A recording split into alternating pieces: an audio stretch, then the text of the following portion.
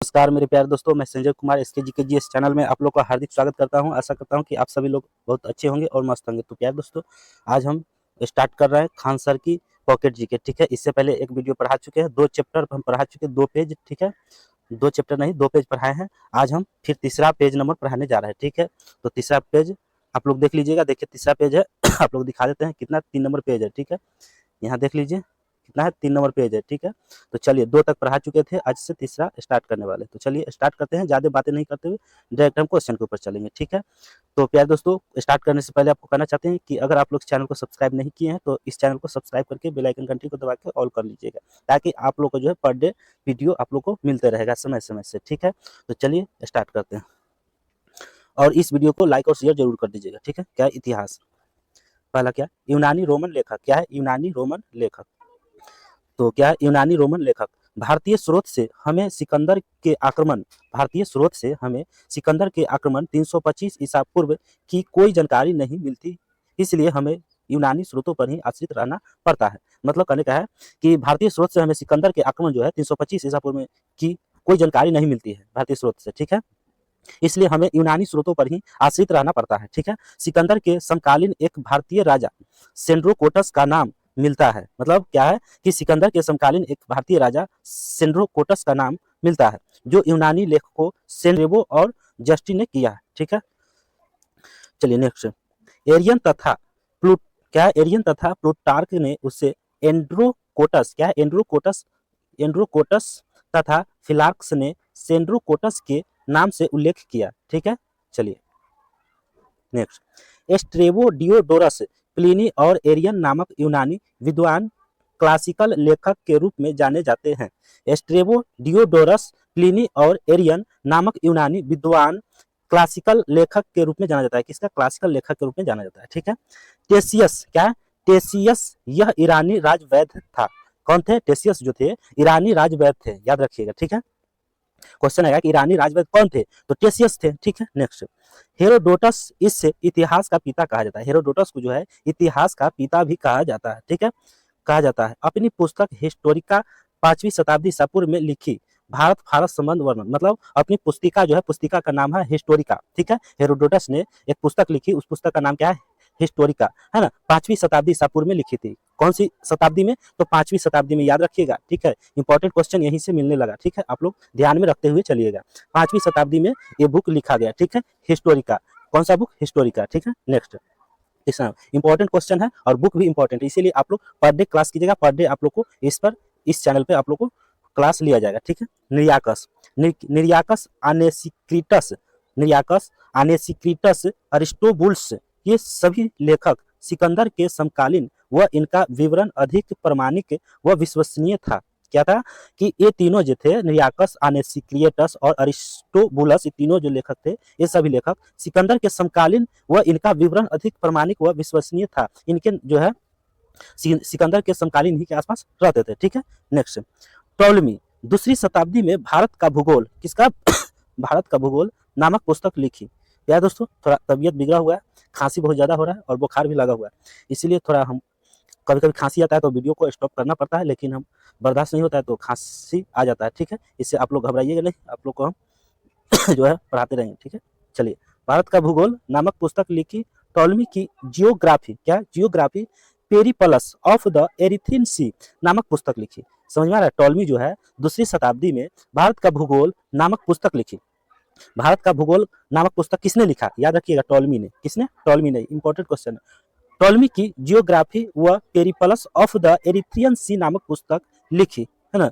भारतीय क्या, बंदरगाहों व व्यापारिक वस्तुओं का वर्णन भी इसमें पुस्तक में मिलता है। ठीक है, तो टॉलमी ने ये सब पुस्तक लिखे। ठीक है, नेक्स्ट, 5 नंबर में, अगर आप लोग कॉपी कलम लेकर बैठे हैं तो बहुत बढ़िया, आप लोग कॉपी कलम लेकर लिख सकते हैं। ठीक है, ऐसे अभी नहीं लिख सकते हैं तो जहां जहां हम इंपॉर्टेंट घेरा कर रहे हैं, है ना, इंपॉर्टेंट क्वेश्चन, वहां आप लोग जो है कर लीजिएगा। ठीक है, इसका पीडीएफ जो है फ्री में हम आप लोग को टेलीग्राम चैनल पर दे देंगे। ठीक है, तो आप लोग टेलीग्राम चैनल से जरूर जुड़ जाइएगा। ठीक है, चलिए, उस टेलीग्राम का लिंक इस डिस्क्रिप्शन वीडियो में मिल जाएगा। ठीक है, डायनोसिस, क्या है, डायोनिसियस मिस्र, मिस्र नरेश टालमी, मिस्र नरेश टालमी फिलाडेल्फस, क्या है, फिलाडेल्फस के राजदूत के रूप में अशोक के दरबार में आया था। किसके दरबार में आया था, अशोक के दरबार में आया था। कौन, डायोनिसियस, कौन, डायोनिसियस, इंपॉर्टेंट क्वेश्चन हो जाएगा। ठीक है, चलिए छठा नंबर में आ जाइए। छठा में है डाइमेकस, सीरिया राजा, कौन? सीरिया राजा एंटियोकस वन के राजदूत के रूप में बिंदुसार के दरबार में रहा था। कौन? डाइमेकस। ठीक है, नेक्स्ट चलिए 7 नंबर मेगास्थनीज। उसके बाद कौन है? मेगास्थनीज है। सेल्यूकस निकेटर के राजदूत के रूप में 14 वर्षों तक चंद्रगुप्त मौर्य के दरबार में रहा था। कौन? मेगास्थनीज ने। जब मेगास्थनीज भारत में आए तो 14 वर्षों तक चंद्रगुप्त मौर्य के दरबार में रहा था। ठीक है, इसकी पुस्तक जो है इंडिका है। इंडिका नाम की पुस्तक एक है, उस पुस्तक की लेखक मेगास्थनीज है। ठीक है, इंडिका से मौर्यकालीन समाज एवं संस्कृति के बारे में बताया गया है। इंडिका बुक में जो है मौर्यकालीन समाज व संस्कृति के बारे में लिखा गया है और बताया गया है। ठीक है, नेक्स्ट मेगास्थनीज के बाद कौन है? प्लिनी। क्या? प्लिनी। तो क्या है? प्लिनी। इसकी पुस्तक जो है नेचुरल हिस्टोरिका प्लिनी की जो है पुस्तक नेचुरल हिस्टोरिका। ईसा की प्रथम सदी यह लैटिन भाषा में लैटिन भाषा में, जिसमें भारत व इटली के मध्य होने वाले व्यापार, वनस्पतियों व खनिजों का वर्णन मिलता है। किसमें? नेचुरल हिस्टोरिका में, है ना। और इस पुस्तक के लेखक प्लिनी है। ठीक है, और इस पुस्तक में क्या क्या मिलता है? तो भारत व इटली के मध्य होने वाले व्यापार जो होता था, वो वस्तुओं का, खनिज का वर्णन मिलता है, खनिजों का वर्णन मिलता है। ठीक है, नेक्स्ट अगला है चीनी। उसके बाद चीनी आता है। चीनी लेखक, यात्रियों के विवरण। चीनी लेखक जो है यात्रियों का विवरण। भारत में आने वाले अधिकांश चीनी यात्री बौद्ध माता अनुयायी थे। चीनी यात्रियों के विवरण जो है, भारत में आने वाले अधिकांश चीनी यात्री बौद्ध माता अनुयायी थे। इनमें प्रमुख है कौन? फहमान। यह जो है गुप्त नरेश चंद्रगुप्त द्वितीय, यह गुप्त नरेश चंद्रगुप्त द्वितीय विक्रमादित्य 375 से 415 के दरबार में भारत आया। किसमें? 375 से 414 ईस्वी के दरबार में भारत आया। 399 से 414 ईस्वी तक उसने भारत के विभिन्न स्थानों का भ्रमण किया, है ना। फहमान जो है, फहमान ये भारत में जो है भ्रमण किया 399 से 414 ईस्वी तक। ठीक है, भारत के विभिन्न स्थानों का भ्रमण किया। उसने गुप्तकालीन भारत की सामाजिक, धार्मिक तथा आर्थिक स्थिति का विवरण दिया। ठीक है, नेक्स्ट उसके बाद आता है फहमान के बाद कौन आता है? हेनसोंग। 7वीं सदी में हर्ष के शासनकाल में, किसके? हर्ष के शासनकाल में भारत आया। वह भारत में 16 वर्ष तक रहा। किसके? हेनसोंग जो है किसके शासनकाल में आया था? हर्ष के। ठीक है, यहाँ देखिए गोल घेर दिए, फिर से हम घेर देते हैं, आप लोग देख लीजिएगा। तो हर्ष के शासनकाल में भारत आया। वह भारत में 16 वर्षों तक, कितने? 16 वर्षों तक रहा। और 16 वर्ष तक उसने नालंदा विश्वविद्यालय में अध्ययन किया। वहां पर क्या किया? पढ़ाई लिखाई किया 16 वर्षों तक। कौन? हेनसोंग ने। उसका यात्रा विवरण है सीयूकी नाम से प्रसिद्ध है। वो सीयूकी नाम से प्रसिद्ध है, जिसमें 138 देशों का विवरण है। 138 देशों का विवरण है, जो हर्षकालीन भारतीय स्थिति जानने का महत्वपूर्ण स्रोत है। हर्षकालीन भारतीय स्थिति जानने का महत्वपूर्ण स्रोत है। ठीक है, चलिए हेनसोंग के बाद आता है ह्वीली। इसके द्वारा लिखित हेनसोंग की जीवनी से भी हर्षकालीन इतिहास का विवरण ज्ञात होता है। ठीक है, आगे 4 नंबर मातवान लीन। हर्ष के पूर्वी अभियान का विवरण मातवान लीन में मिलता है। इति सिंह में क्या? 7वीं शताब्दी के अंत में भारत आने वाले इस चीनी यात्री ने नालंदा तथा विक्रमशिला विश्वविद्यालय और अपने समय की भारत स्थिति का वर्णन किया है। ठीक है, इतिसंग जो है 7वीं शताब्दी के अंत में भारत आने वाले इस चीनी यात्री ने नालंदा तथा विक्रमशिला विश्वविद्यालय और अपने समय की भारत स्थिति का वर्णन किया। ठीक है, नेक्स्ट सुंग यून। यह 518 ईस्वी में भारत आया था। सुंग यून कब आया? तो लिख लीजिएगा कॉपी में, 518 ईस्वी में सुंग यून आया था। अपने 3 वर्षों की यात्रा में बौद्ध धर्म की प्राप्तियां एकत्रित की। अपनी जो 3 वर्ष की यात्रा जब की तो बौद्ध धर्म की क्या की? प्राप्ति एकत्रित की। ठीक है, प्राप्तियां एकत्रित की। नेक्स्ट उसके बाद आता है अरबी लेखक। ठीक है, अरबी लेखक में हो जाएगा अलबरूनी। क्या है? अलबरूनी 11वीं शताब्दी में महमूद गजनवी के साथ भारत आया था। किसके? महमूद गजनवी के साथ भारत आया था अलबरूनी ने। कब? 11वीं शताब्दी में। कान खोल कर सुन लीजिए, 11वीं शताब्दी में महमूद गजनवी के साथ भारत आया। कौन आया? अलबरूनी। क्या है? अलबरूनी ने। ठीक है, अलबरूनी अपनी पुस्तक तहकीक ए हिंद, क्या है? तहकीक ए हिंद किताब उल हिंद अर्थात भारत की खोज में राजपूतकालीन समाज, धर्म, रीति रिवाज पर सुंदर प्रकाश डाला। ठीक है, अलबरूनी महमूद द्वारा बंदी बनाया गया। अलबरूनी को जो है महमूद द्वारा बंदी बनाया गया, ठीक है। किसके द्वारा? महमूद द्वारा। यहाँ लिखा हुआ देखिए, गोल घेर महमूद द्वारा बंदी बनाया गया, ठीक है। बाद में उसकी योग्यता से प्रभावित होकर उससे राजा ज्योतिष बना दिया गया। जो बंदी बना दिया उसके बाद जो है उसकी योग्यता से, उनकी योग्यता बहुत ज्यादा था, योग्यता से प्रभावित होकर उससे राजा ज्योतिष बना दिया गया, ठीक है। यह रवीना उज्बेकिस्तान का था। कहाँ का था? उज्बेकिस्तान का था। समझ में आ गया? कहीं अगर समझ में नहीं आता होगा कमेंट बॉक्स में आप लोग जरूर बताइएगा, ठीक है, ताकि हम और सुधारने का प्रयास करेंगे, ठीक है। चलिए, सुलेमान, क्या? सुलेमान 9वीं शताब्दी में भारत आया। सुलेमान कब आया? 9वीं शताब्दी में भारत आया। तत्कालीन प्रतिहार शासकों और पाल शासकों के विषय में लिखा। तत्काल जो है प्रतिहार शासकों और पाल शासकों के विषय में सुलेमान ने लिखा। कब आया? 9वीं शताब्दी में। याद रखिएगा, सुलेमान कब आया? 9वीं शताब्दी में, ठीक है। नेक्स्ट, अलम अलमसूदी। अलमसूदी जो है 10वीं शताब्दी में भारत में आया। 10वीं शताब्दी में बगदादी यात्री अलमसूदी भारत में आया, ठीक ना। बगदादी यात्री अलमसूदी भारत में आया, ठीक है, 10वीं शताब्दी में। यह राष्ट्रकूट व प्रतिहार शासकों की जानकारी देता है। यह जो है आया तो राष्ट्रकूट और प्रतिहार शासकों की जानकारी देती है, ठीक है। नेक्स्ट, इब्न बतूता, क्या है? इब्न बतूता अलमसूदी के बाद इब्न बतूता भारत आता है। इसने अपना यात्रा वृत्तांत अरबी भाषा में लिखा है। कौन सी भाषा में? तो अरबी भाषा में, ठीक है। ये यहाँ देख लीजिएगा, ठीक है, हम टिक लगा देते हैं। अरबी भाषा में लिखा, ठीक है। इब्न बतूता जो थे वो अपना यात्रा वृत्तांत, यात्रा जितना भ्रमण किए है ना, ये यात्रा वृत्तांत अपनी भाषा में है ना, अरबी भाषा में लिखा, जिससे रेहला कहा जाता है। वो जो है अरबी भाषा में जो लिखा गया उसको दूसरा नाम क्या है? उसको हम रेहला कहा जाता है, ठीक है। 14वीं शताब्दी में 1333 ईस्वी में दिल्ली पहुंचने पर इससे प्रभावित होकर सुल्तान मोहम्मद बिन तुगलक ने उससे दिल्ली का काजी है ना, काजी नियुक्त किया गया, ठीक है। काजी या न्यायाधीश जो है नियुक्त किया गया। समझ में आ रहा है ना? देखिए, 14वीं शताब्दी में, क्या? 14वीं शताब्दी में 1333 ईस्वी में, 1333 ईस्वी में दिल्ली पहुंचने पर, जब इब्न बतूता जो है दिल्ली पहुंचते हैं है ना 1433 ईस्वी में, तो इससे प्रभावित होकर, इनसे जो है प्रभावित होकर सुल्तान मोहम्मद बिन तुगलक ने, इनसे प्रभावित होकर सुल्तान मोहम्मद बिन तुगलक ने उससे दिल्ली का काजी न्यायाधीश नियुक्त किया। किसको? इब्न बतूता को दिल्ली का काजी न्यायाधीश नियुक्त कर दिया गया, ठीक है। कौन किया? तो सुल्तान मोहम्मद बिन तुगलक ने उनको किया गया, नियुक्त किए, ठीक है। नेक्स्ट, आगे आ जाइए। डी में अन्य लेखक, तारानाथ, क्या? तारानाथ एक तिब्बती लेखक है। तारानाथ जो है एक तिब्बती लेखक है। इसने कंगियूर, क्या? कंगियूर तथा तंगियूर है ना नामक ग्रंथ की रचना की। कंगियूर तथा तंगियूर नामक ग्रंथ की रचना किसने किया? तारानाथ। याद रखिएगा, लिख लीजिए कॉपी में कि कंगियूर तथा तंगियूर नामक ग्रंथ की रचना किसने किया? तारानाथ ने किया, ठीक है। इसने भारतीय इतिहास के बारे में जानकारी मिलती है। इस जो है कंगियूर और तंगियूर ग्रंथ से भारतीय इतिहास के बारे में, ये दोनों ग्रंथ से जो है मिलता है, जानकारी प्राप्त होता है, ठीक है। नेक्स्ट, मार्को पोलो, यह जो है 13वीं शताब्दी, याद रखिए मार्को पोलो जो है 13वीं शताब्दी के अंत में पांडे देश की यात्रा पर आया। क्या? पांडे देश की यात्रा पर आया था। इसका विवरण पांडे इतिहास के अध्ययन के लिए उपयोगी है। पांडे के इतिहास के बारे में है ना 13वीं शताब्दी के अंत में पांडे देश की यात्रा पर आया था, तो मार्को पोलो को भी हम बता दिए, ठीक है। यह जो 13वीं शताब्दी के अंत में पांडे देश की यात्रा पर आया था, इसका विवरण पांडे इतिहास के अध्ययन के लिए उपयोगी है। किनको? मार्को पोलो को, ठीक है। चलते हैं नेक्स्ट। नेक्स्ट प्यारे दोस्तों, अब आ जाइए प्राचीन भारत। कहाँ गए? प्राचीन भारत। तो परिचय, तो परिचय देख लेते हैं।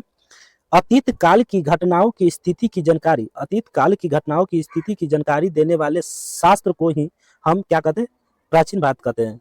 हम जो है क्या है? अतीत, फिर से दोहरा देते हैं, अतीत काल की घटनाओं की स्थिति की जानकारी देने वाले शास्त्र को ही हम क्या कहते हैं? प्राचीन भारत, प्राचीन काल कहते हैं, है ना, प्राचीन भारत कहते हैं। चलिए आगे देखिए, प्राचीन इतिहास कहते हैं, ठीक है। चलिए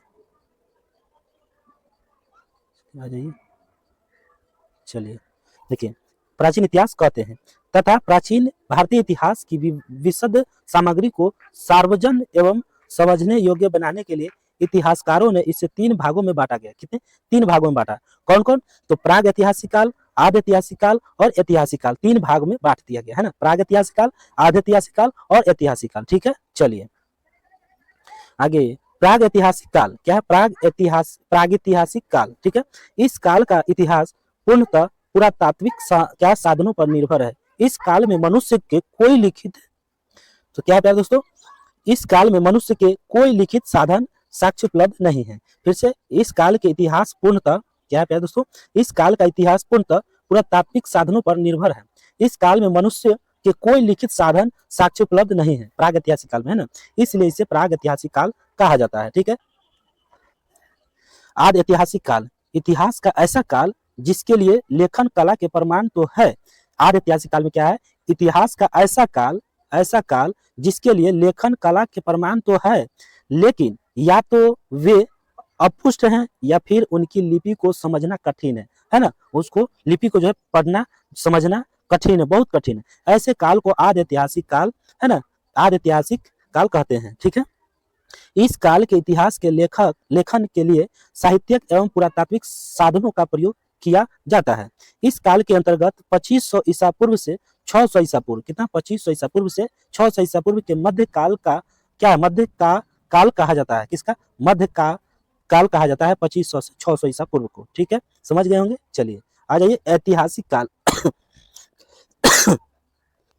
चलिए, जिस काल के लिए लिखित सामग्री उपलब्ध है ना, ऐतिहासिक काल में है कि जिस काल के लिए लिखित सामग्री उपलब्ध है उस जिसमें क्या, जिस काल के लिए लिखित सामग्री उपलब्ध है और जिसमें मानव संभव बन चुका है ना, संभव बन चुका था, उस काल के अंतर्गत 600 ईसा पूर्व के बाद का काल आता है, जिससे ऐतिहासिक काल कहते हैं। ठीक है, चलिए आइए सेकेंड, प्राग ऐतिहासिक काल। क्या है? प्राग ऐतिहासिक काल, प्राग प्लस इतिहास। ठीक है, प्राग ऐतिहासिक काल को प्रस्तर युग भी कहते हैं। क्या? प्रस्तर युग भी कहते हैं, नोट कर लीजिएगा।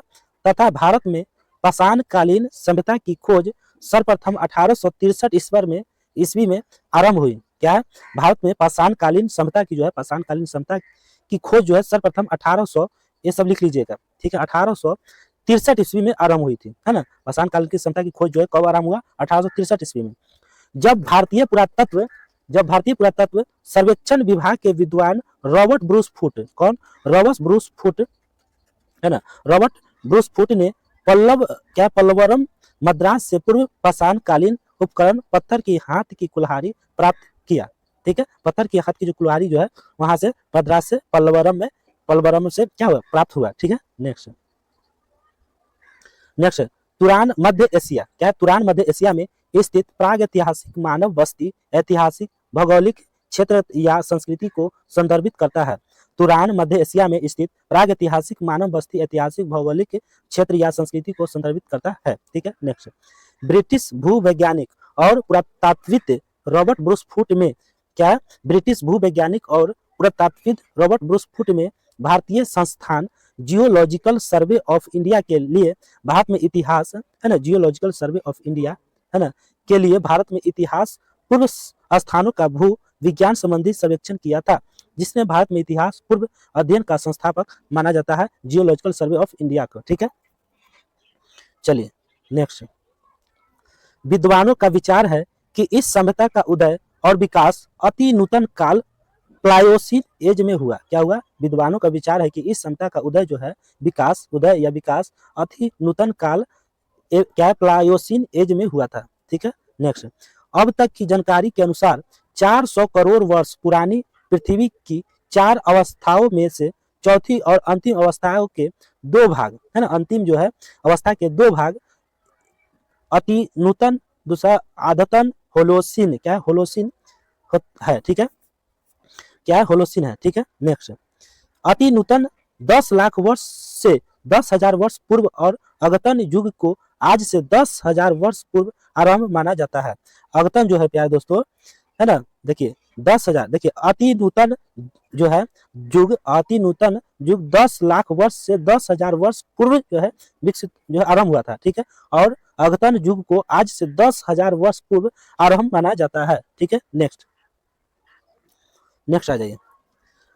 नेक्स्ट है मानव सभ्यता के इस प्रारंभिक काल को सुविधानुसार, मानव सभ्यता के इस प्रारंभिक काल को सुविधानुसार 3 भागों में बांटा गया है। कितने? 3 भागों में बांटा गया। पहला भाग है पूरा पाषाण काल, दूसरा है मध्य पाषाण काल, तीसरा है नव पाषाण काल। तो चलते हैं पहला देखते हैं। पूरा पाषाण काल क्या है? 5 लाख ईसा पूर्व से 50,000 ईसा पूर्व तक, है ना, 5 लाख ईसा पूर्व से 50,000 ईसा पूर्व तक आखेट व खाद्य संग्राहक जो पूरा पाषाण काल में था, है ना। 5 लाख जो है ईसा पूर्व से 50,000 ईसा पूर्व तक आखेटक व खाद्य संग्रह था। मध्य पाषाण काल में 10,000 ईसा पूर्व से 7,000 ईसा पूर्व आखेट व पशुपालक था। नव पाषाण काल या उत्तर पाषाण काल में 900 ईसा पूर्व विश्व व 7,000 ईसा पूर्व भारत से 2500 ईसा पूर्व तक था। ठीक है, नेक्स्ट, पूरा पाषाण काल।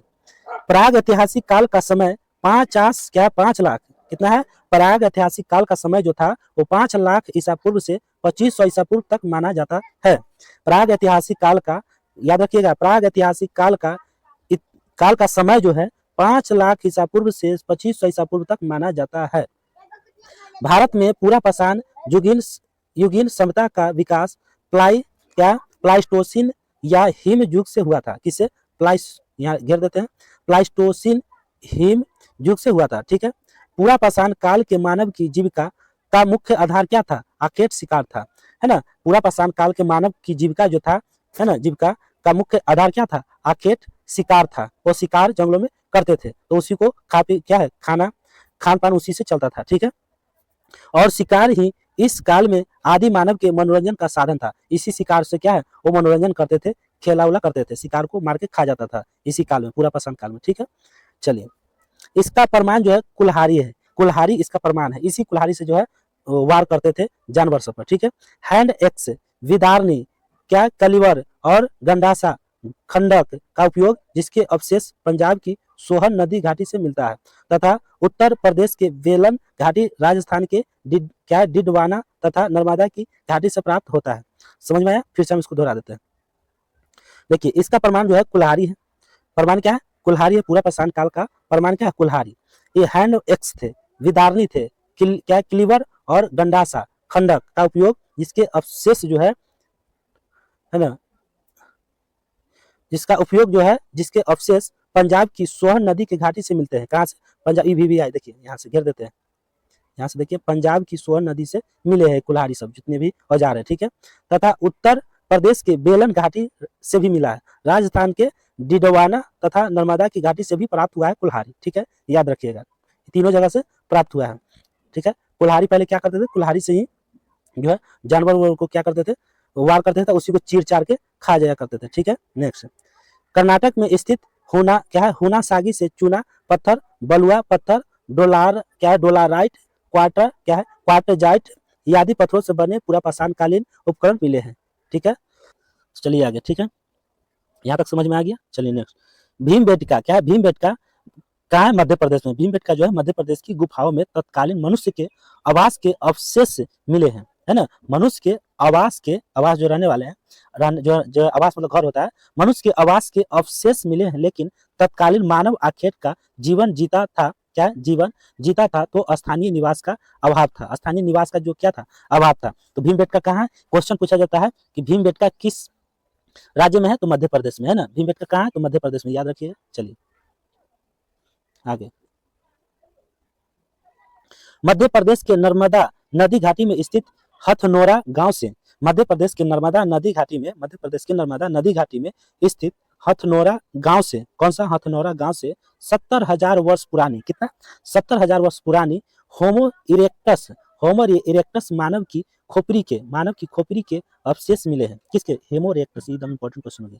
यहाँ आप लोग गोला घेर लीजिएगा, अगर आपके पास बुक है या हमको जो दिए हैं उसको। ठीक है, क्या है, देखिए क्या है, 70,000 वर्ष पुरानी होमो इरेक्टस, है ना, मानव की खोपड़ी के अवशेष मिले हैं। यह जो है 5 दिसंबर 1982 को डॉक्टर अरुण सोनकिया ने प्राप्त किया था। इस खोपड़ी को जो है, इस खोपड़ी को किसने प्राप्त किया, तो यहाँ भी इंपॉर्टेंट है, डॉक्टर अरुण सोनकिया ने, कौन, डॉक्टर अरुण सोनकिया ने प्राप्त किया था इस खोपड़ी को। कब, 5 दिसंबर 1982 को, कब, 5 दिसंबर 1982 को। ठीक है, यहाँ से हाथी, घोड़ा, दरिया घोड़ा, जंगली भैंस के जीवाश्म के अवशेष मिले हैं। ठीक है, यहाँ से भी अवशेष मिले हैं, हाथी, घोड़ा, दरियाई घोड़ा होता है, देखे होंगे, दरियाई घोड़ा, जंगली भैंस के जीवाश्म के अवशेष यहाँ से भी प्राप्त हुआ है। ठीक है, चलिए नेक्स्ट, ये जो है शिकार द्वारा जानवरों के मांस व फल सब्जियों कंद मूल पर जीवन व्यतीत करते थे।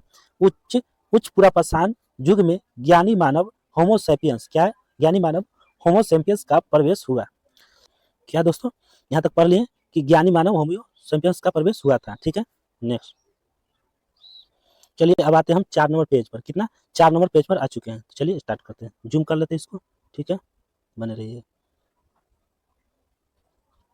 चलिए 4 नंबर पेज से स्टार्ट करते हैं। क्या है, आग का आविष्कार जो है, आग का आविष्कार या खोज पूरा पाषाण काल में हुआ था। यहाँ याद करिएगा, देखिए यहाँ इंपॉर्टेंट है, आग की आविष्कार या खोज किस काल में हुआ? तो पूरा पाषाण काल में। ठीक है, लिख लीजिएगा या आप याद कर लीजिए। इसका जो है नोट्स जो है पीडीएफ आप लोगों को टेलीग्राम पर मिल जाएगा, वहां से लेकर प्रैक्टिस कर लीजिएगा। ठीक है, या कॉपी में भी लिख सकते हैं। हुआ, परंतु उस समय मानव इसका प्रयोग करना नहीं जानते थे। यार दोस्तों, खांसी हो जाता है, इसीलिए हमको वीडियो स्टॉप करना पड़ता है। उसके बाद खांसी हो जाता है। खांसी होने के बाद फिर हम आप लोगों को स्टार्ट करते हैं वीडियो। ठीक है, बहुत ज़्यादा खांसी हो रहा है हमें। ठीक है, चलिए देखिए, क्या प्रयोग करना नहीं जानते थे। पूरा पाषाण काल में जो है प्यारे दोस्तों, आग का आविष्कार तो हुआ था, खोज हुआ, लेकिन परंतु उस समय जो है मानव इसका प्रयोग करना नहीं जानता था। ठीक है, आगे चलिए। मध्य पाषाण काल। ठीक है, देखिए मध्य पाषाण कालीन जो है मानव शिकार करके मछली पकड़ कर तथा जंगली कंद मूल का संग्रह कर उसी से अपना पेट भरते थे। मध्य पाषाण काल में आ जाइए। पूरा पाषाण काल के बाद क्या है? मध्य पाषाण काल। मध्य पाषाण काल में प्यारे दोस्तों समझते चलिएगा, मध्य पाषाण कालीन मानव जो है शिकार करके, है ना, मछली को शिकार करता था, मछली पकड़ कर तथा जंगली कंद होता था, मूल का संग्रह कर उसी से अपना पेट भरते थे। इस युग के उपकरण बहुत छोटे हो गए, इसलिए इन्हें माइक्रोलिथ कहते हैं। इसीलिए हम इसको क्या कहते हैं? माइक्रोलिथ कहते हैं। ठीक है, कहा जाता है।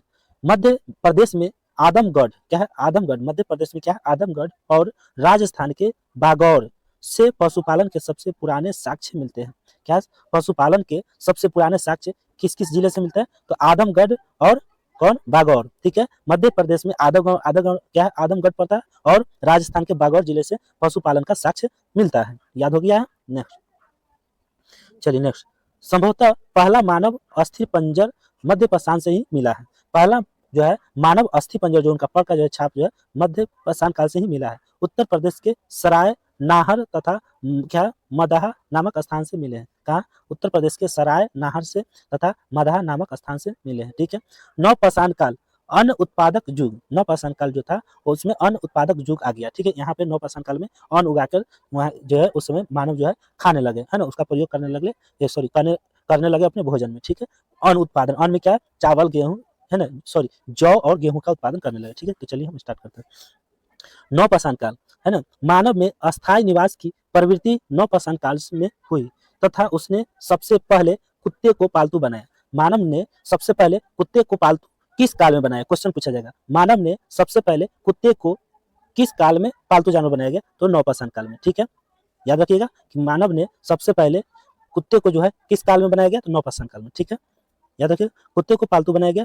या ऐसे भी पूछा जाता है कि नव पाषाण काल में किस जानवर को पालतू जानवर बनाया गया? तो कुत्ते को। ठीक है, नव पाषाण प्राचीन बस्ती पाकिस्तान में स्थित बलूचिस्तान के मेहरगढ़ में है। कहाँ है? नव पाषाण प्राचीन बस्ती जो है, इसका पुराना बस्ती जो है, नव पाषाण काल का पुराना बस्ती जो है कहाँ है? प्राचीन बस्ती जो है पाकिस्तान में स्थित है ना, बलूचिस्तान के मेहरगढ़ में। बलूचिस्तान के मेहरगढ़ में स्थित है। मेहरगढ़ में कृषि के प्राचीनतम साक्ष्य मिले हैं। कृषि के प्राचीनतम साक्ष्य कहाँ से मिले? तो मेहरगढ़ से, है ना। यहाँ के लोग गेहूं, जौ, रुई उपजाते थे। गेहूं चलिए, खांसी बहुत ज्यादा आ रहा है, चलिए यहाँ तक समझ गए। ठीक है, कि गेहूं, जौ और रुई उपजाते थे। गेहूं की जो है खोज किस काल में हुआ? तो नव पाषाण काल में। जौ की खोज किस काल में हुआ? नव पाषाण काल में। ठीक है, रुई की खोज किस काल में हुआ? नव पाषाण काल में। आप मारिएगा, ठीक है, यहाँ याद कर लीजिएगा। ठीक है, चलिए नेक्स्ट।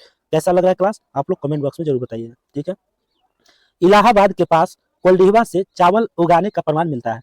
चावल उगाने का प्रमाण कहाँ से मिलता है? तो इलाहाबाद के पास से मिलता है, कोल्डिहवा से। कहाँ से? इलाहाबाद के पास एक गांव था कोल्डिहवा, यहाँ से जो है चावल उगाने का प्रमाण मिलता है। नव पाषाण युग के लोग सबसे पुराने कृषक समुदाय के थे। सबसे पुराने कृषक समुदाय के थे। मिट्टी और सरकंडे, है ना, मिट्टी और सरकंडे के बने गोलाकार आयतकार घरों में रहते थे। किसका? तो मिट्टी और सरकंडे के बने गोलाकार, कैसा? गोलाकार और आयताकार, यहाँ पूछा जाता है, गोलाकार और आयताकार घरों में रहते थे। यह कृषि के अतिरिक्त पशुपालन भी करते थे। कृषि के अतिरिक्त पशुपालन भी, मतलब कृषि भी करते थे और पशुपालन भी करते थे। पशुपालन में गाय को पालते थे, बैल को, बकरी को पालते थे। गाय, बैल, बकरी को क्या करते थे? पालते थे। और कृषि खेती करते थे, खेती बाड़ी करते थे। ठीक है, चलिए नेक्स्ट। उत्तर प्रदेश के प्रयागराज के बेलन नदी घाटी में, प्रयागराज के बेलन नदी घाटी में, कौन सा? बेलन नदी घाटी में। ठीक है, बेलन नदी घाटी में स्थित महदहा, क्या है? मदहा स्थल से, कहा? मदहा स्थल से पशुबारा के साक्ष्य मिले हैं। किसका? पशु बाड़ा का साक्ष्य मिला है। कहाँ से? मदहा से। क्या है? मदहा से। ठीक है। यहाँ से भेड़, बकरी, हिरन, जंगली सुअर की हड्डियां के अवशेष तथा मिट्टी के सतह पर क्या मवेशियों के खूर के निशान भी मिले हैं। कहाँ से? मदहा से। ठीक है, याद रखिएगा। अर्थात मवेशी पालन के अवशेष मिले हैं। कहाँ से? मदहा से। कहाँ से? मदहा से। ठीक है।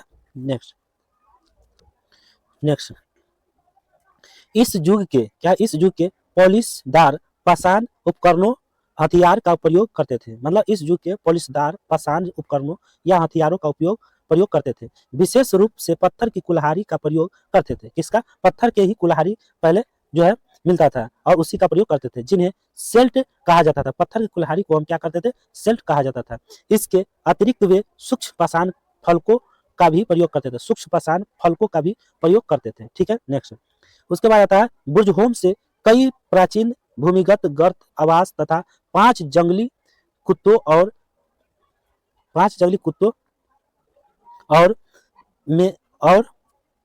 में से अनेक प्रकार के मृत भांड तथा बड़ी मात्रा में हड्डियों से निर्मित उपकरण और औजार भी प्राप्त हुए हैं। यहाँ कब्रों में कुत्तों को मालिक के साथ दफनाया जाता था। कब्रों में जो है बुर्जहोम में क्या क्या मिला? तो बुर्जहोम में मिला कश्मीरी प्रांत में से अनेक प्रकार मृत भांड मिला, है ना, बड़ी मात्रा में हड्डियों से निर्मित उपकरण भी मिला। और यहाँ कब्रों में कुत्तों का मालिक के साथ क्या करता था? दफनाया जाता था। कुत्तों को जो है अगर कुत्ता मर जाता था, मृत हो जाता था, तो उसके साथ में कुत्ता नहीं, मालिक अगर जो है मालिक को अगर मृत्यु हो जाता था तो कुत्तों को भी, अगर जिंदा भी कुत्ता है तो मालिक के साथ में क्या करा जाता था? तो दफनाया जाता था, गाड़ दिया जाता था। ठीक है, दफनाया जाता था। यहाँ सर्वप्रथम आग का प्रचलन हुआ। यहीं पर जो है सर्वप्रथम आग का प्रचलन हुआ और नवपाषाण काल में सर्वप्रथम पहिए की खोज हुई। क्या हुआ? पहियों का प्रयोग हुआ या खोज हुआ। पहिए का खोज किस काल में हुआ? तो नवपाषाण काल में। आप मारिएगा। ठीक है, नवपाषाण काल में। चलिए नेक्स्ट, बिहार के सारण जिले में गंगा नदी के तट पर स्थित चिरांद नवपाषाण कालीन स्थल है ना। बिहार के सारण जिले में, कहा? बिहार के सारण जिले में गंगा नदी के तट पर स्थित चिरांद नवपाषाण कालीन स्थल है। यहाँ से हड्डियां, गेहूं की बालियां तथा पत्थर के औजार तथा सिंह की हड्डी के औजार मिले हैं। कहाँ से? सारण जिले से। सारण जिले चिरांद नवपाषाण कालीन, चिरांद है ना, सारण जिले से चिरांद नवपाषाण स्थल से मिले हैं। क्या क्या मिले हैं? तो यहाँ से हड्डियां, गेहूं की बालियां तथा पत्थर के औजार तथा सिंह की हड्डी के औजार मिले हैं सारण जिले से। ठीक है, चिरांद नवपाषाण कालीन स्थल है यहाँ। ठीक है, चिरांद गांव का नाम। नेक्स्ट, नवपाषाण कालीन क्या है? नवपाषाण कालीन स्थल संगनकल्लू, बेल्लारी, कर्नाटक। क्या? नवपाषाण कालीन स्थल संगनकल्लू, बेल्लारी, कर्नाटक से राख के टीले, क्या? पिकलिहल, कर्नाटक से राख के ढेर व निवास स्थान, उत्तर प्रदेश के चौपानी मांडो। क्या? चौपानी मांडो से मधुमक्खी के छत्ते जैसे झोपड़िया व हस्त निर्मित मृतभांड, असम के सारू तारू से आदिम कुल्हार चित्र मृतभांड प्राप्त हुए हैं। क्या हुआ? समझाते हैं। नवपाषाण कालीन जो है स्थल संगनकल्लू, कहाँ पड़ता है? संगनकल्लू। नवपाषाण कालीन स्थल जो संगनकल्लू पड़ता है। संगनकल्लू कहाँ है? बेल्लारी, कर्नाटक से मिले। ठीक है, और राख के टीले पिकलिहल, कर्नाटक। राख के टीले कहाँ मिला? तो कर्नाटक में पिकलिहल से राख के टीले ढेर मिले हैं। ठीक है, राख के ढेर व निवास स्थान जो है उत्तर प्रदेश के चोपनी मांडो से मिले हैं। मधुमक्खी के छत्ते जैसे झोपड़िया व हस्त निर्मित मृतभांड, असम के सतारू, है ना, क्या है? सारू तारू। क्या? सारू तारू से मिले हैं। आदिम कुल्हारी चित्रित मृतभांड प्राप्त हुए हैं। ये सब जो है असम से मिले हैं ना। नेक्स्ट, ताम्रपाषाण काल है ना, ताम्रपाषाण काल। नेक्स्ट, ताम्रपाषाण युग को चालकोलिथिक युग भी कहा जाता है। क्या कहा जाता है?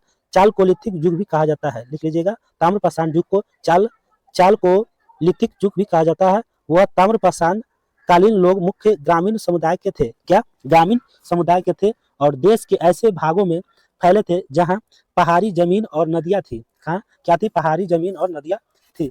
मनुष्य ने सर्वप्रथम तांबा धातु का प्रयोग किया जाता था।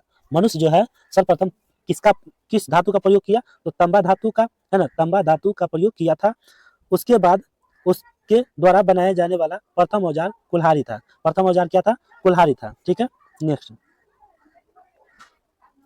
भारत में इस अवस्था से संबंध स्थल दक्षिणी पूर्वी राजस्थान, पश्चिमी मध्य प्रदेश, पश्चिमी महाराष्ट्र तथा दक्षिणी पूर्व भारत में पाए गए हैं। है ना, भारत में इस अवस्था से संबंध स्थल दक्षिणी पूर्वी राजस्थान, पश्चिमी मध्य प्रदेश, पश्चिमी महाराष्ट्र तथा दक्षिणी पूर्वी भारत में पाए गए। राजस्थान में आहार क्या आहर और गिलूड में उत्खनन हुआ, जो बनास घाटी के सूखे भागों में स्थित है। कहाँ? बनास घाटी के सूखे भागों में स्थित है। महाराष्ट्र के भी क्या महाराष्ट्र के भोमा क्या भीमा भीमा नदी के सहायक नदी घाट के भीमा नदी के है ना सहायक नदी के तट पर स्थित इनाम गांव। कौन सा? इनाम गांव है ना। इनाम गांव ताम्रपाषाण युग की एक बड़ी बस्ती थी। कौन? इनाम गांव है ना। इनाम गांव, ये क्वेश्चन इंपॉर्टेंट है। ताम्रपाषाण युग की एक बड़ी बस्ती कौन थी? इनाम गांव। ठीक है, यहाँ देख लीजिए। यह बस्ती किलाबंद क्या किलाबंद था, एक किला से घिरा हुआ था। ठीक है, और खाई से घिरी हुई थी। इसका संबंध जोरबे संस्कृति से है। क्या? जोरबे संस्कृति से संबंध है। ठीक है, नेक्स्ट।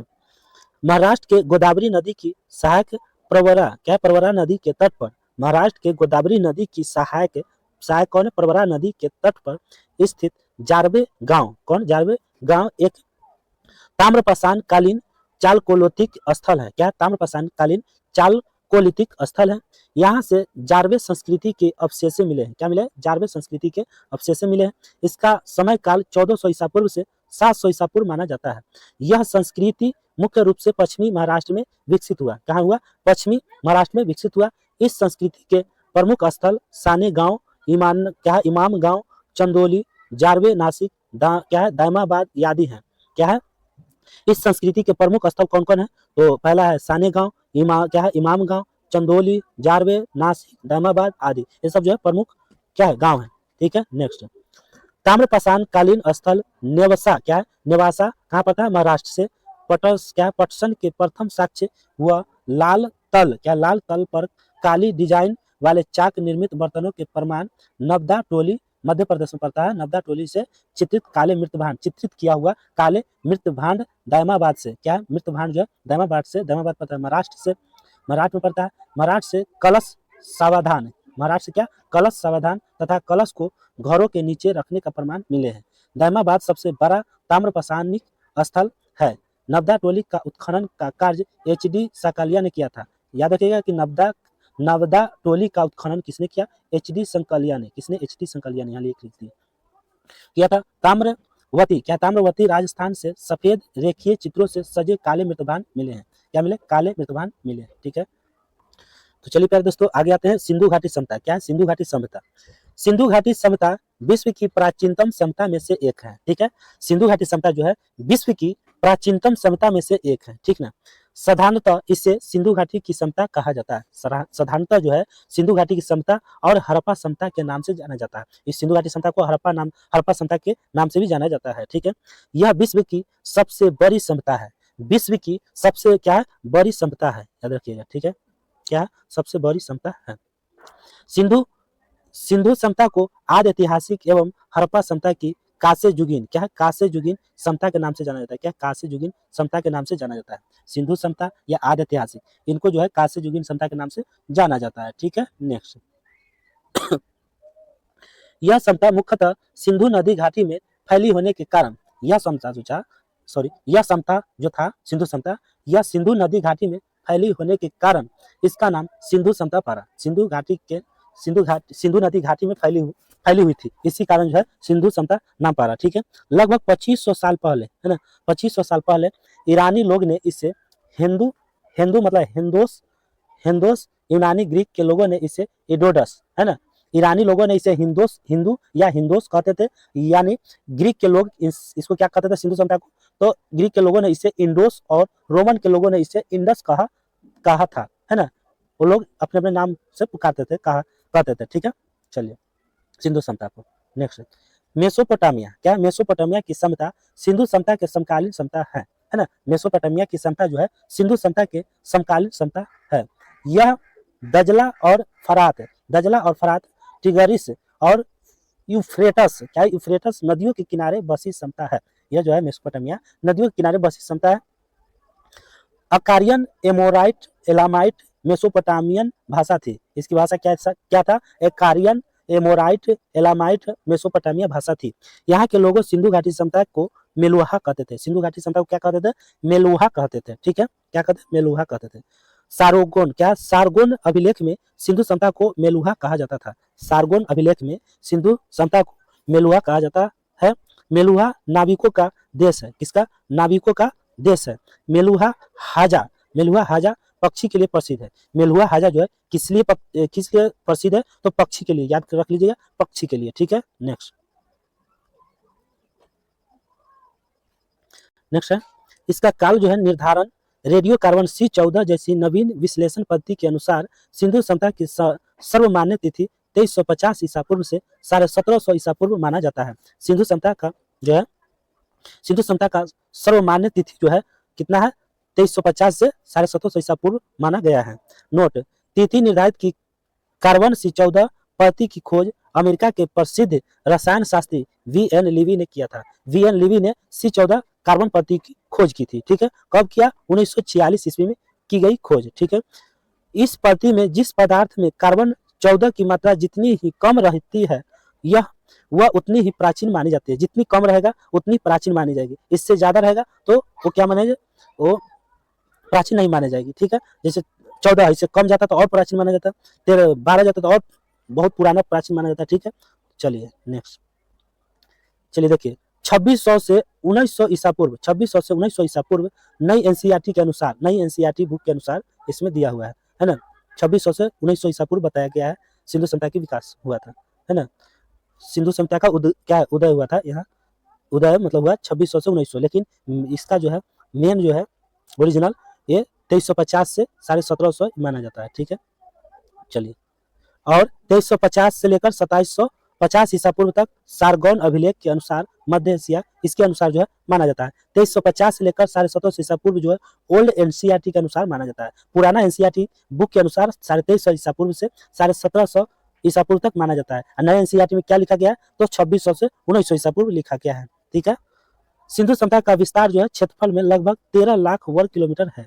यह त्रिभुजाकार सभ्यता है। सिंधु सभ्यता जो है कैसा सभ्यता है, तो त्रिभुजाकार है। कैसा है, त्रिभुजाकार है। ठीक है, और क्षेत्रफल में लगभग 13 लाख वर्ग किलोमीटर है। ठीक है, चलिए देखिए यहाँ उत्तर में जो है सिंधु सभ्यता, उत्तर में क्या कहा जाता है सिंधु सभ्यता, तो मांडा, क्या है सिंधु सभ्यता, मांडा है, जम्मू कश्मीर पड़ता है, चिनाब नदी पर बसा हुआ है मांडा है ना। मांडा का है उत्तर में है ना, चिनाब नदी पर जम्मू कश्मीर पड़ता है। मांडा जो है जम्मू कश्मीर पड़ता है, चिनाब नदी के किनारे बसा हुआ है। ठीक है, और दक्षिण में जो है दामाबाद एमपी में पड़ता है, महाराष्ट्र में। ठीक है, परवड़ा नदी पर बसा हुआ है। और आलमगीरपुर जो है यूपी में पड़ता है, और हिंडन नदी पर बसा हुआ पूर्व में पड़ता है। ठीक है, और पश्चिम में बलूचिस्तान है, बलूचिस्तान मतलब सुतकांगी डोर, बलूचिस्तान जो है पश्चिम में स्थित है, वो दास्क नदी के किनारे बसा हुआ है। कहाँ, दास्क नदी के किनारे बसा हुआ है, क्या है, सुतकांगी डोर, बलूचिस्तान। समझ में आ गया। और आलमगीरपुर उत्तर प्रदेश में बसा हुआ है, हिंडन नदी के किनारे पूरब में पड़ता है। ठीक है, चलिए आगे चलते हैं। सिंधु सभ्यता का विस्तार भारत, पाकिस्तान एवं अफगानिस्तान में फैली हुई थी। सिंधु सभ्यता का विस्तार जो है भारत, पाकिस्तान एवं अफगानिस्तान में फैली हुई थी। नवीनतम आंकड़ों के अनुसार यह सभ्यता 400 से 500 वर्षों तक विद्यमान रही तथा 2200 ईसा पूर्व से 2000 ईसा पूर्व के मध्य यह अपने परिपक्व अवस्था में आई। क्या है, परिपक्व अवस्था में आई। इस सभ्यता से परिपक्व अवस्था में 6 बड़े नगर जिले जो मोहनजोदड़ो, हड़प्पा, गनवारी वाला, धौलीवीरा, राखीगढ़ी और कालीबंगा है। ठीक है, अफगानिस्तान से स्थित सोर्तुगई, अफगानिस्तान से स्थित सोर्तुगई और मुंडी गाक, क्या है, मुंडी गाक हड़प्पा सभ्यता के पुरातात्विक स्थल है। सोर्तुगई उत्तरी अफगानिस्तान में कोकचा और ऑक्सस नदी के संगम पर स्थित है। कहाँ, कोकचा और ऑक्सिस नदी के संगम पर स्थित है सोर्तुगई उत्तरी अफगानिस्तान में। ठीक है, चलिए इस सभ्यता के अब तक 350 ईस्वी से अधिक स्थल प्रकाश में आ चुके हैं। 350 से अधिक स्थल जो है प्रकाश में आ चुके हैं। ठीक है, नेक्स्ट, इसके अधिकांश स्थल गुजरात में है। ठीक है, गुजरात में लगभग 200 में है, 200 लगभग 200 में है। ठीक है, अधिकांश जो स्थल जो है लगभग 200 में है। सिंधु सभ्यता में हड़प्पा का सर्वप्रथम उत्खनन हुआ 1921 में। कब हुआ, 1921 में। सिंधु सभ्यता की खोज या हड़प्पा सभ्यता की खोज जो है, सॉरी, हड़प्पा का जो है यहाँ देखिए, हड़प्पा का सर्वप्रथम उत्खनन हुआ या सिंधु सभ्यता की सर्वप्रथम उत्खनन 1921 ईस्वी में हुआ। और इसकी खुदाई किसने किया, तो दयाराम साहनी ने किया था। ठीक है, इसलिए सिंधु सभ्यता को हड़प्पा सभ्यता के नाम से जाना जाता है। किसके, हड़प्पा सभ्यता के नाम से जाना जाता है। और इसकी खुदाई किसने किया, तो दयाराम साहनी ने किया था। ठीक है, नेक्स्ट, हड़प्पा के टीलों की सर्वप्रथम जानकारी 1826 में चार्ल्स मेसन ने दी थी। हड़प्पा के टीलों की सर्वप्रथम जानकारी किसने दिया, तो चार्ल्स मेसन ने दिया। किसने, चार्ल्स मेसन ने, लिख लीजिएगा, चार्ल्स मेसन ने दिया। कब दिया? तो 1826 ईस्वी में दिए, है ना। हड़प्पा क्षमता से 2 टीले प्राप्त हुए। कितने? 2 टीले प्राप्त हुए, ठीक है, जिसमें पूर्वी टीला नागर आवासीय टीला और पश्चिमी टीला दुर्गीकृत टीला होता था। पहला टीला जो है, पहला टीला पूर्वी टीला नागर आवासीय टीला कहलाया और दूसरा पश्चिमी टीला दुर्गीकृत टीला होता था, जो ऊंचे टीले पर स्थित था। ऊंचे टीले पर क्या था? स्थित था। हड़प्पा से स्वास्तिक का निशान मिला है। स्वास्तिक का निशान कहाँ से मिला है? तो हड़प्पा से मिला है, ठीक है, लिख लीजिएगा, ठीक है। हड़प्पा से स्वास्तिक का निशान मिला है। इस काल में देवताओं की मूर्ति प्राप्त हुई है। देवताओं की मूर्ति कहाँ से प्राप्त हुआ? तो हड़प्पा काल में, ठीक है। लेकिन मंदिर बनाना आरंभ नहीं हुए थे। इस समय जो है मंदिर बनाना आरंभ नहीं हुए थे, ठीक है। नेक्स्ट में आ जाइए। यहाँ पर 6-6 की 2 पंक्तियों में कुल 12 अन्नागार मिले। 6-6 की 2 पंक्तियों में कुल 12 अन्नागार मिले हैं, जिसका कुल क्षेत्रफल 2745 वर्ग किलोमीटर से अधिक है, ठीक है। यहाँ से स्त्री के गर्भ से निकला हुआ पौधा मिला है। स्त्री के जो है गर्भ से निकला हुआ पौधा मिला है। कहाँ से? तो सिंधु सभ्यता से, ठीक है, जिसे उर्वरता की देवी माना गया है। क्या माना गया है? तो उर्वरता की देवी माना गया है। जिनको पौधा निकला है गर्भ से, उनको उर्वरता की देवी माना गया है, ठीक है। यह एक आयताकार मोहर थी। कैसा थी? आयताकार मोहर थी। सिंधु घाटी सभ्यता का सबसे बड़ा स्थल मोहनजोदड़ो है, ठीक है, लिख लीजिएगा। सिंधु घाटी सभ्यता की सबसे बड़ा स्थल कौन है? मोहनजोदड़ो है, ठीक है। क्वेश्चन भी आई है। भारत में इसका सबसे बड़ा स्थल सभ्यता का सबसे बड़ा स्थल जो है, सॉरी, भारत में इसका सबसे बड़ा स्थल जो है राखी गढ़ी है। कौन है? राखी गढ़ी है, ठीक है। मोहनजोदड़ो का शाब्दिक अर्थ जो होता है, मोहनजोदड़ो का शाब्दिक अर्थ मृतकों का टीला होता है। मोहनजोदड़ो का शाब्दिक अर्थ मृतकों का टीला है। इसके उत्खननकर्ता जो है सर्वप्रथम 1922 में मोहनजोदड़ो की क्या उत्खनन की, है ना। मोहनजोदड़ो की उत्खनन कब हुआ? 1922 में हुआ। और इसकी खुदाई किसने किया? राखालदास बनर्जी ने किया था। मोहनजोदड़ो की खुदाई किसने किया? राखालदास बनर्जी ने किया, ठीक है, याद कर लीजिएगा, राखालदास बनर्जी ने। इसे सिंधु के बाग नखलिस्तान के नाम से जानते थे, है ना, जानते हैं। यह वृषभ युक्त मुद्रा प्राप्त हुई है। मोहनजोदड़ो की सबसे महत्वपूर्ण खोज विशाल स्नानागार से है। क्या? विशाल स्नानागार से, जो एक आयताकार जलाशय है। यह 11.88 मीटर लंबा और 7.1 मीटर चौड़ा और 2.43 मीटर गहरा है। क्या? विशाल स्नानागार। स्नानागार जो मिला है मोहनजोदड़ो से, उसका जो है लंबा जो है 11.88 मीटर लंबा स्नानागार और 7.01 मीटर चौड़ा है और 2.43 मीटर गहरा है। स्नानागार में सर्वप्रथम गिरी पुष्पक, क्या पुष्पक, जिप्सम का सर्वप्रथम प्रयोग किया गया है। क्या है? सर्वप्रथम प्रयोग किया गया है। तो प्यारे दोस्तों, आज की क्लास यहीं तक रहने देते हैं। 2 पेज पढ़ा चुके हैं, तो कैसा लगा आप लोग कमेंट बॉक्स में बताइए। और इस चैनल से अगर नहीं जुड़े हैं तो चैनल से जुड़ जाइए और चैनल को सब्सक्राइब करके बेल आइकन घंटी दबा कर ऑल कर दीजिए, ताकि जो है अगला वीडियो आए तो सबसे पहले आप ही को प्राप्त हो और आप रेगुलर क्लास कर सकते हैं। तो इस चैनल से जरूर जुड़ जाइएगा प्रतिदिन क्लास करने के लिए, ठीक है। तो चलते हैं प्यारे दोस्तों, जय हिंद, जय भारत।